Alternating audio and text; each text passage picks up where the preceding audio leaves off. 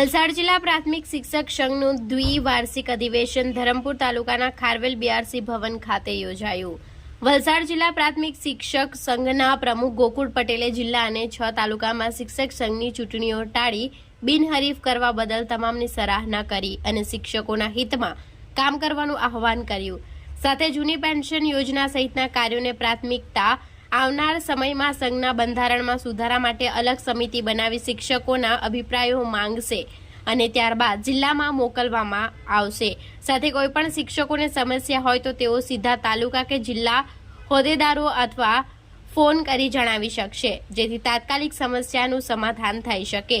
ગોકુળ પટેલે અધિવેશનમાં ગેરહાજર જિલ્લા અને તાલુકા સંગઠનના હોદ્દેદારોની ગંભીર નોંધ લઈ જો આવનાર સમયમાં પણ ગેરહાજર રહેશે તો નિયમ અનુસાર કાર્યવાહી કરાશે તેમ જણાવ્યું હતું। વલસાડ જિલ્લા પ્રાથમિક શિક્ષક સંઘનું દ્વિવાર્ષિક અધિવેશન યોજાયું। એમાં જિલ્લા સંઘની જે બોડી છે એ બોડી પણ સમગ્ર વલસાડ જિલ્લાની બિનહરીફ વરણી કરવામાં આવી। તેમજ 6 તાલુકા પણ પૈકી 5 તાલુકા પણ બિનહરીફ થયા।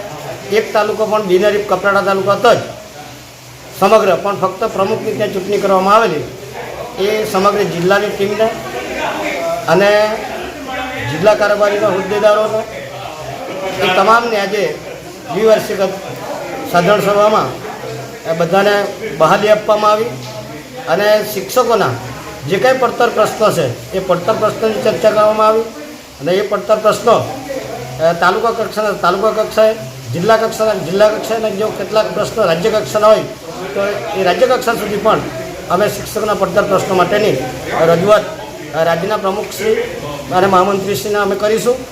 અને આ દ્વિવાર્ષિક સાધારણ સભા ખૂબ જ સારી રીતે સંપન્ન થઈ છે।